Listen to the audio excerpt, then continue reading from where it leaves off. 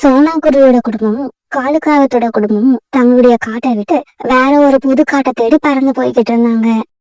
இப்படி இவங்க ரொம்ப தூரம் பறந்து வந்ததுக்கு அப்புறம் இவங்க எதிர்பார்த்தபடி ஒரு பசுமையான காட்டுக்கு வந்து சேர்ந்தாங்க. பிறகு அங்க உள்ள ஒரு மரத்துல உட்காந்து இப்படி பேச ஆரம்பிச்சாங்க.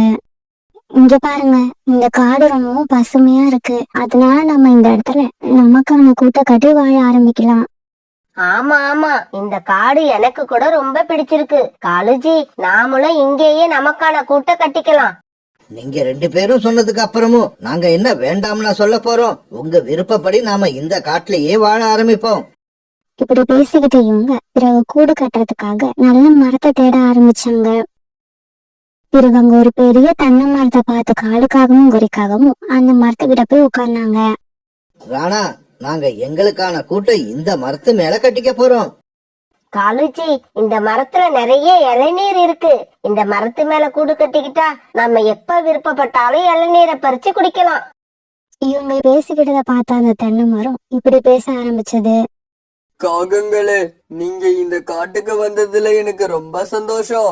இருந்தாலும் நீங்க என் மேல கூடு கட்டிக்க வேண்டாம். வேற ஏதாவது மரத்து மேல போய் உங்களுக்கான கூட்டை கட்டிக்கோங்க. மரம்னா, நாங்க ரொம்ப தூரத்துல இருந்து இந்த காட்டுக்கு வந்திருக்கோம். உங்க மேல கூடு கட்டிக்க எங்களோட நண்பர்கள் விரும்புறாங்க. அதனால தயவு செய்து நீங்க இதுக்கு அனுமதி கொடுக்கணும். முடியாது. என் மேல கூடு கட்டிக்க என்னால அனுமதி கொடுக்க முடியாது. ஏன் ஏன், எதுக்காக நாங்க இங்க கூடு கட்டக்கூடாது? இங்க பாருங்க காகங்களே, நான் பாக்குறதுக்கு பளபளப்பா இருந்தாலும் என்னோட வேர்கள் இப்ப வலு இழந்து இருக்கு. நான் எப்ப வேணாலும் வேரோட தரையில சாஞ்சிருவேன். என்ன நம்பி என் மேல கூடு கட்டாதீங்க. காலுஜி, இந்த மரம் என்னவோ ஸ்ட்ராங்கா தான் இருக்கு. ஆனா இந்த மரம் நம்மளை ஏமாத்த பாக்குது. அது மேல நம்ம கூடு கட்டிக்கிறத அந்த மரம் விரும்பலன்னு நினைக்கிறேன். அதனாலதான் இப்படி எல்லாம் பொய் சொல்லுது. ஆமா கோரி, நீ சொல்றதுதான் சரி. இங்க பாரு மரமே, நாங்க ஏமாற மாட்டோம். உன் மேலதான் கூடு கட்டிப்போம். எங்களை யாரும் தடுக்க முடியாது. காலண்ணா, பொய் சொல்லி நம்மளை ஏமாத்த வேண்டிய அவசியம் இந்த மரத்துக்கு கிடையாது. இந்த மரம் இப்படி சொல்லுச்சுன்னா கண்டிப்பா அதுல ஏதோ உண்மை இருக்கு. அதனால நீங்க வேற மரத்தை பார்த்து கூடு கட்டிக்கீங்க. இங்க பாரு சோனா, நீங்க போய் வேற எங்கேயாவது கூடு கட்டிக்கீங்க. அத நாங்க தடுக்க மாட்டோம். ஆனா நாங்க எங்களோட கூட்டை இந்த மரத்து மேல கட்டிக்கிறதா முடிவு பண்ணிட்டோம். எங்க முடிவை நாங்க மாத்திக்க போறது இல்ல. அப்படி சொல்லுங்க காலுஜி. இங்க பாரு சோனா, இந்த மரத்து பேச்சை கேட்டு நீங்க ஏமாறலாம். ஆனா நாங்க ஏமாற மாட்டோம். காங்கள் இப்படி சொன்ன உடனே ராணா குருவியும் சோனா குருவியும் தங்களுடைய மூட்டையை தூக்கிட்டு வேற ஒரு மரத்தை தேடி போக ஆரம்பிச்சாங்க. இப்படி போன இவங்க ஒரு பெரிய வேப்ப மரத்தை பார்த்துட்டு அந்த மரத்துக்கிட்ட போய் உட்கார்ந்தாங்க. மரம்னா, நாங்க உங்க மேல கூடு கட்டிக்கலான்னு விருப்பப்படுறோம். அதுக்கு நீங்க அனுமதி கொடுப்பீங்களா?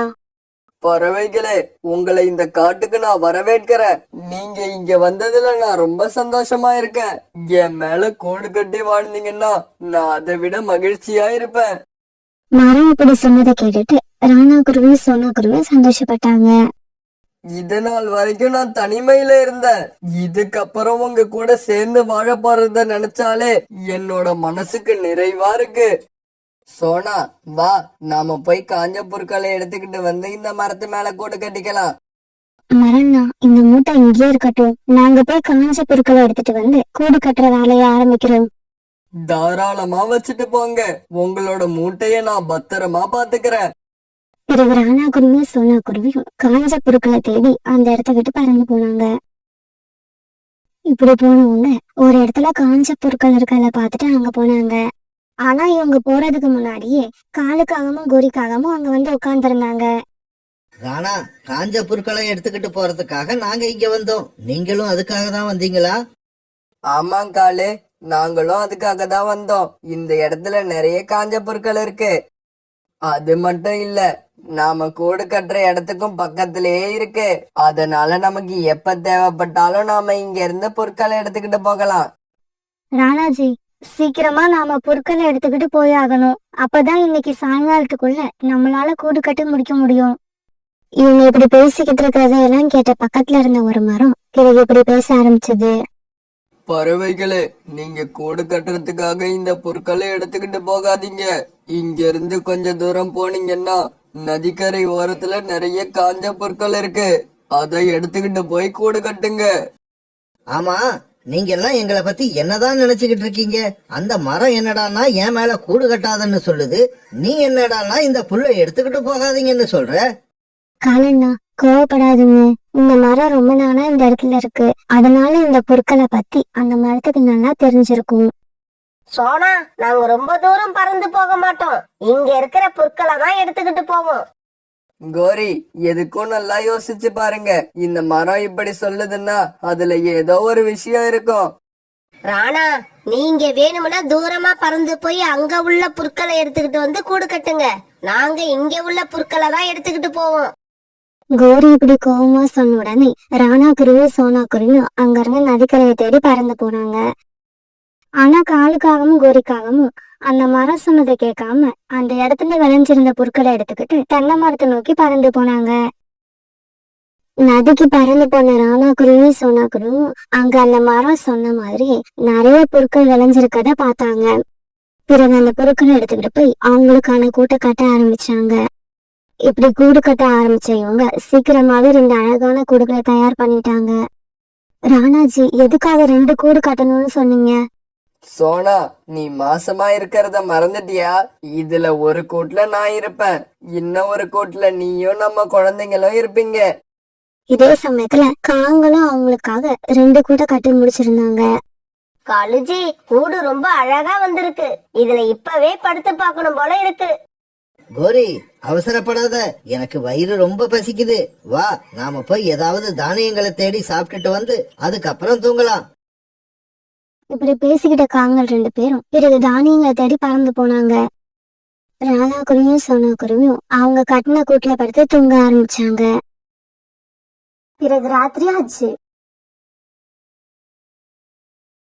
இப்படி திரும்பி வந்த காங்கள் ரொம்பவும் களைப்பா இருந்தாங்க. அதனால தூங்குறதுக்காக அவங்க புதுசா கட்டின கூட்டுல சந்தோஷமா படுத்தாங்க.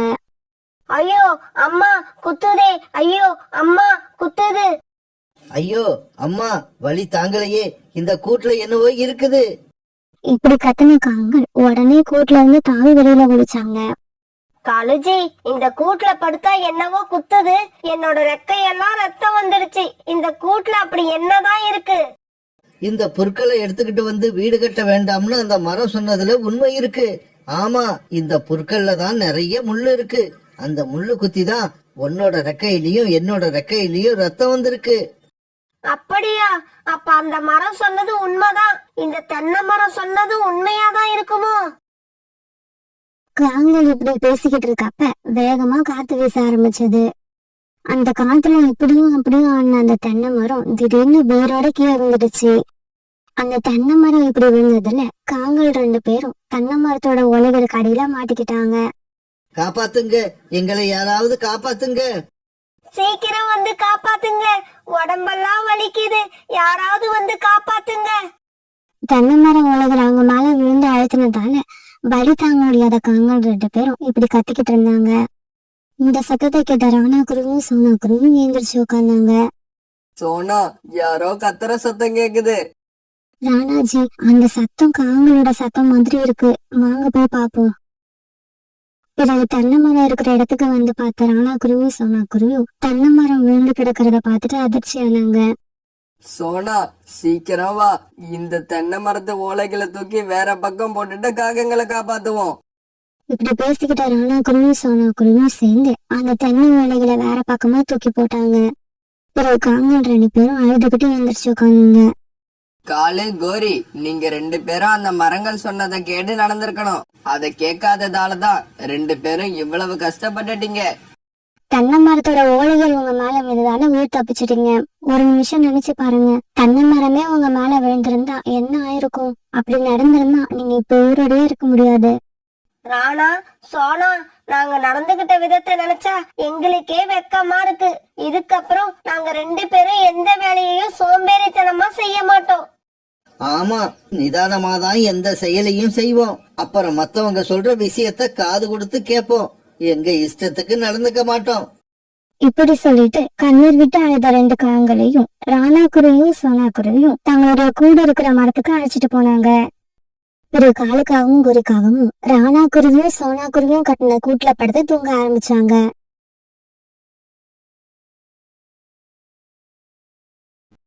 நகரத்துல இருந்து தூரமா இருந்த ஒரு காட்டுல சோனா குருவி தன் குழந்தைங்களோட வாழ்ந்து வந்துச்சு. இந்த காட்டுல இருந்த பறவைகள் எல்லாம் ஒருத்தருக்கு ஒருத்தர் உதவி செஞ்சோம் அன்பாவும் ஒத்துமையாவும் வாழ்ந்து வந்தாங்க. ஒரு நாள் ராணிப்புறா கொஞ்சம் மாம்பழங்களை எடுத்துக்கிட்டு சோனா குருவோட வீட்டுக்கு வந்துச்சு. சோனா, இந்த மாம்பழங்களை குழந்தைங்களுக்கு சாப்பிட கொடு. இப்படி சொன்ன ராணிப்புறா அதை எடுத்துட்டு வந்த மாம்பழங்களை சோனா குருவி கிட்ட கொடுத்துச்சு. ராணி, இந்த மாம்பழங்களை பார்த்தா நம்ம காட்டுல காய்ச்ச மாதிரி தெரியல. ஆமா சோனா, இது நம்ம காட்டுல காய்ச்ச பழங்கள் இல்ல. நான் நேத்து எங்க அம்மாவோட காட்டுக்கு போயிருந்தேன். இந்த பழங்களை நான் அங்க இருந்து தான் எடுத்துக்கிட்டு வந்தேன். பிறகு அந்த கூடையில உள்ள மாம்பழங்களை எடுத்து பியூட்டியும் கொக்கும் சாப்பிட ஆரம்பிச்சாங்க. இந்த சமயத்துல சோனா குருவியும் ராணிக்குறாவும் அந்த காட்டுல நடந்த சம்பவங்களை பத்தி பேச ஆரம்பிச்சாங்க. இவங்க இந்த மாதிரி பேசிக்கிட்டு இருக்க சமயத்துல ஏதோ சத்தம் கேட்க ஆரம்பிச்சது. சோனா, வெளியில ஏதோ சத்தம் கேக்குற மாதிரி இருக்கு. ஆமா, அந்த சத்தம் வெளியில இருந்துதான் வருது. வா, வெளியில போய் இந்த சத்தம் எங்க இருந்து வருதுன்னு பாப்போம். இப்படி பேசிக்கிற சோனா குருவியும் ராணிக்குறாவும் வீட்டை விட்டு வெளியே வந்தாங்க. இவங்க வெளியில வந்து பார்த்தப்ப அங்க 2 காங்கள் மரக்கட்டைகளை கொண்டு வந்து வீடு கட்ட ஆரம்பிச்சிருந்தாங்க. ஆமா, நீங்க யாரு? எங்க இருந்து வரீங்க? நாங்க வேற ஒரு காட்டுல இருந்து இங்க வந்திருக்கோம். இதுக்கப்புறம் இந்த காட்டுலயே தங்கலாம்னு முடிவு பண்ணிட்டோம். இந்த காட்டுல தானியங்கள் எங்க கிடைக்கும்னு எங்களுக்கு சொன்னீங்கன்னா எங்களுக்கு பெரிய உதவியா இருக்கும். நாங்க வீட்டை கட்டி முடிச்சிட்டு அதுக்கப்புறம் தானியங்களை தேடி போகணும். நீங்க எங்க காட்டுக்கு வந்துட்டீங்க, அதுவும் இல்லாம என் வீட்டுக்கு பக்கத்துல வீடு கட்டிக்கிட்டீங்க. அதனால இன்னைக்கு ராத்திரி உடனே நீங்க எங்க வீட்லயே சாப்பிடலாம். இப்படி சொன்ன சேனா துறவி பிறகு வீட்டுக்குள்ள போய் கிச்சடி தயார் பண்ண ஆரம்பிச்சது. குக்கு, அம்மா கிச்சடி தயார் பண்ண ஆரம்பிச்ச உடனே வாசம் எப்படி வருது பாத்தியா? யார் கிச்சடி பண்ணனாலும் அது நம்ம அம்மா செய்யற கிச்சடி மாதிரி வரவே வராது. பிறகு கொஞ்ச நேரத்துல சோனா குருவி கிச்சடி தயார் பண்ணி முடிச்சது. இந்த நேரத்துல வீட்டை கட்டி முடிச்ச காண்டுக்காவும் கொடிக்காவும் சோனா குருவியோட வீட்டுக்குள்ள வந்தாங்க. சோனா, எங்களுக்கு ரொம்ப பசி எடுத்துருச்சு. அதனாலதான் நீ கூப்பிடறதுக்கு முன்னாடியே நாங்க இங்க வந்துட்டோம். அதனால இன்னும் பிரச்சனை இல்ல, நீங்க 2 பேரும் கிச்சடிய சாப்பிடுங்க. இப்படி சொன்ன சோனா குருவி பிறகு 2 பாத்திரத்துல கிச்சடி எடுத்து கொடுக்க அத அவங்க 2 பேரும் சாப்பிட ஆரம்பிச்சாங்க. அடாடா சோனா, இந்த மாதிரி ஒரு அருமையான கிச்சடிய நான் எங்கேயுமே சாப்பிட்டதில்ல. ஆமா, வேற ஒரு காட்டுல இருந்து இங்க வந்து எங்களுக்கு இந்த மாதிரி ஒரு அருமையான இரவு உணவை கொடுத்த உங்களுக்கு ரொம்ப நன்றி. இப்படி சொல்லிட்டு காங்கில் அங்கிருந்து பறந்து போயிட்டாங்க. பிறகு கொஞ்ச நேரத்துல சோனா குருவும் அதோட 2 குழந்தைங்களும் கிச்சடியை எடுத்து வச்சு சாப்பிட ஆரம்பிச்சாங்க. கிச்சடிய சாப்பிட்டு முடிச்ச 3 பேரும் பிறகு தங்களோட கூட்டுல படுத்து தூங்க ஆரம்பிச்சாங்க. அப்ப பாதி ராத்திரி ஆச்சு. இந்த சமயத்துல பயங்கரமா மியூசிக் சத்தம் கேட்க ஆரம்பிச்சது. அந்த மியூசிக் சத்தத்தை கேட்ட எல்லாரும் எந்திரிச்சு உட்காந்துட்டாங்க. அம்மா, இது என்னம்மா சத்தம்? எனக்கு ரொம்ப பயமா இருக்கு. குழந்தைங்களா, இந்த சத்தத்தை கேட்டு நீங்க பயப்படாதீங்க, படுத்து தூங்குங்க. அம்மா, இந்த சத்தம் எங்க இருந்துமா வருது? நம்ம வீட்டுக்கும் பக்கத்துல ஏதாவது கல்யாணம் நடக்குதா? நம்மள ஏமா அந்த கல்யாணத்துக்கு கூப்பிடல? குழந்தைங்களா, நம்ம காட்டுல எந்த கல்யாணமும் நடக்கல, நீங்க வீட்லயே இருங்க. நான் இந்த சத்தம் எங்க இருந்து வருதுன்னு நான் போய் பார்த்துட்டு வரேன். இப்படி சொன்ன குருவி பிறகு வீட்டை விட்டு வெளியில போச்சு. இப்படி வீட்டை விட்டு வெளியில வந்த சோனா குருவி அந்த சத்தம் காங்களோட வீட்டுல இருந்துதான் வருதுன்னு கண்டுபிடிச்சிருச்சு. உடனே சோனா குருவி காங்களோட வீட்டு கதவை தட்ட ஆரம்பிச்சு. அந்த காங்கள் 2 பேரும் சவுண்ட் அதிகமா வச்சுட்டு அந்த இசைக்கு ஏத்த மாதிரி டான்ஸ் ஆடிக்கிட்டு இருந்தாங்க. அதனால அவங்களுக்கு சோனா குருவி வாசல் கதவை தட்டின சத்தம் காதுல விழவே இல்லை.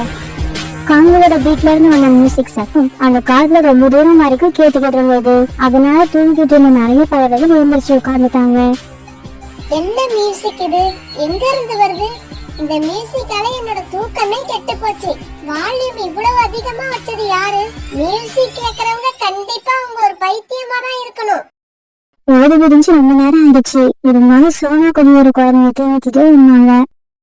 குக்கு, பியூட்டி, பொழுது விடிஞ்சு ரொம்ப நேரம் ஆகுது, ஆனா நீங்க இன்னும் தூங்கிட்டு இருக்கீங்க. சோனா குருவி இப்படி எழுப்பி விட்டாலும் குழந்தைகள் 2 பேரும் எழுந்திருக்காம தூங்கிக்கிட்டே இருந்தாங்க. ராத்திரி 3 நேரம் தூங்காம இருந்தாங்க. குழந்தைங்க விரிஞ்சு தூங்கிட்டு இருக்காங்க. இதனால இன்னைக்கு எங்க ஸ்கூலுக்கும் போக முடியாது. இப்படி நினைச்ச சோனா குருவி குழந்தைங்க அப்படியே தூங்கிட்டு வீட்டை விட்டு வெளியில பறந்து போச்சு. இப்படி பறந்து போன சோனா குருவி பதில ஒரு இடத்துல ரீதாக்கினிய சந்திச்சது. சோனா, ராத்திரி பூரா நம்ம காட்டுல மியூசிக் சத்தம் கேட்டுக்கிட்டே இருந்துச்சு. அதனால என்னால சரியா தூங்கவே முடியல. ஆனா அந்த சத்தம் எங்க இருந்து வந்துச்சுன்னு எனக்கு தெரியல. ரீட்டா, அந்த சத்தம் வேற எங்க இருந்தோ வரல. நம்ம காட்டுக்கு புதுசா வந்திருக்காங்க. அவங்க வீட்டுல இருந்துதான் வந்துச்சு.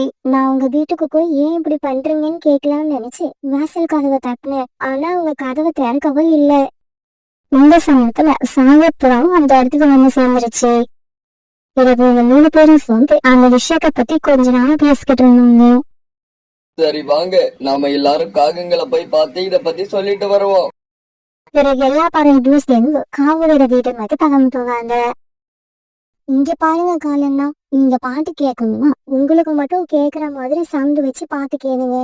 உங்களால மத்தவங்களுக்கு தொந்தரவு ஏற்படாம பாத்துக்கோங்க. இங்க பாருங்க, இது எங்க வீடு. எங்க வீட்டுல நாங்க எப்படி வேணாலும் சவுண்ட் வச்சு மியூசிக் கேட்போம், டான்ஸ் ஆடுவோம். எங்களை இப்படி செய்யக்கூடாது அப்படி செய்யக்கூடாதுன்னு சொல்ற அதிகாரம் இங்க யாருக்கும் இல்ல. காலு, நான் என்ன சொல்ல வர்றேன்னா, உங்க வீட்ல இருந்து வந்த சத்தத்தால நேத்து ராத்திரி இந்த காட்டுல யாருமே தூங்கல.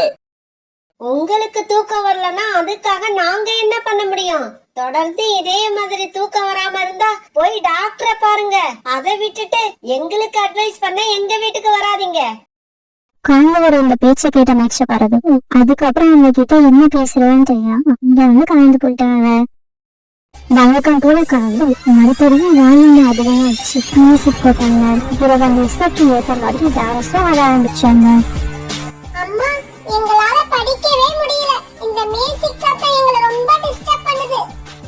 அம்மா, இந்த பாடத்தை படிச்சுக்கிட்டு போகலன்னா நாளைக்கு டீச்சர் எங்களை அடிப்பாங்க. இந்த மாதிரி அந்த காட்டுல உள்ள எல்லா பறவைகளும் காவல் வீட்டுல இருந்து வர மியூசிக் சத்தத்தால ரொம்பவும் டிஸ்டர்ப் ஆனாங்க. இப்படியே சில நாட்கள் நகர்ந்துச்சு.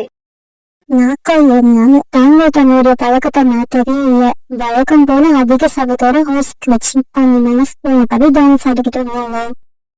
காங்கள் இப்படி நடந்துகிட்டதால மனசு எடுத்து போன எல்லா பறவையும் அந்த காட்டை விட்டு போறதா முடிவு பண்ணிட்டாங்க. நண்பர்களே, இப்ப மழைக்காலம் வருது. மழைக்காலத்துல நம்ம காட்டுல அடிக்கடி வெள்ளம் வந்து ரொம்ப நஷ்டத்தை வீண்டாக்கும். அதுவும் இல்லாம இந்த காங்களுடைய தொல்லை வேற தாங்கல. அதனால நம்ம ஒரு 3 மாசத்துக்கு இந்த காட்டை விட்டுட்டு பக்கத்து காட்டை போகலாம்னு தோணுது. ஆமா, அதுதான் நல்லது. அந்த 3 மாசத்துக்காவது இந்த காகங்களோட தொல்லை இல்லாம இருக்கலாம். சரி, எல்லாரும் போய் அவங்களுக்கு தேவையான பொருட்களை மட்டும் எடுத்துக்கிட்டு வாங்க. நாம எல்லாரும் இப்பவே இந்த காட்டை விட்டு கிளம்புவோம். இப்படி பேசிக்கிட்ட பறவைகளையும் தன்னுடைய மூட்டைகளை தூக்கிட்டு அந்த காட்டை விட்டு பறந்து போனாங்க. இப்படி வேற காட்டுக்கு போன பிறகு உங்களுக்காக தனித்தனியா நேர்வான வீடுகளை கட்டிக்கிட்டாங்க. ஆனா காண்கள் 2 பேரும் எதை பத்தியும் கவலைப்படாம அவங்களுக்கு அவங்க டான்ஸ் ரொம்ப சந்தோஷமா வாழ்ந்து வந்தாங்க. இப்படியே சில நாட்கள் நகர்ந்துச்சு. ஒரு நாள் ராத்திரி அந்த காட்டுல பயங்கரமான சத்தத்தோட இடி இடிச்சு மண்ணும் மேலும் போய் ஆரம்பிச்சது. ஆனா அந்த சமயம் காவல் 2 பேரும் வழக்கம் போல அதிகமான சத்தத்துல மியூசிக்க வச்சுக்கிட்டு டான்ஸ் ஆடிக்கிட்டு இருந்தாங்க. ஆனா வீட்டுக்கு வரல நிலைமை ரொம்ப மோசமாக சொல்லுது. ரொம்பவும் பயங்கரமான மழை பெய்யதால இந்த காட்டுல வெள்ளம் ஆரம்பிச்சது. ஆனா காவலுக்கு இத பத்தி எதுவுமே தெரியல. என்ன சொல்ல போனா வெளியில மழை பெய்யற விஷயம் கூட அவங்களுக்கு தெரியாது. பிறகு கொஞ்சம் நேரத்துல வெள்ளம் அதிகமா வந்து காவல் எங்க வீட்டை அப்படியே அடிச்சுக்கிட்டு போயிடுச்சு. காங்கள் 2 பேரும் வீடு எரிஞ்சுதாங்க அந்த இடிப்பாத்த வெளியில சிக்கி வெள்ளக்கிற சத்தம் போட்டுக்கிட்டே போனாங்க. எங்களை காப்பாத்துங்க, எங்களை காப்பாத்துங்க. இங்க யாருமே இல்லையா? எங்களை காப்பாத்துங்க. ஆனா அந்த காட்டுல இப்ப எந்த பணியும் இல்லாதால காங்களை காப்பாற்றவும் யாரும் இல்ல. தப்பிச்சு வர வழி தெரியாத காங்கள் 2 பேரும் அந்த வெள்ளத்துல மாட்டிக்கிட்டு கடைசியா தங்களோட நீரையும் விட்டுட்டாங்க.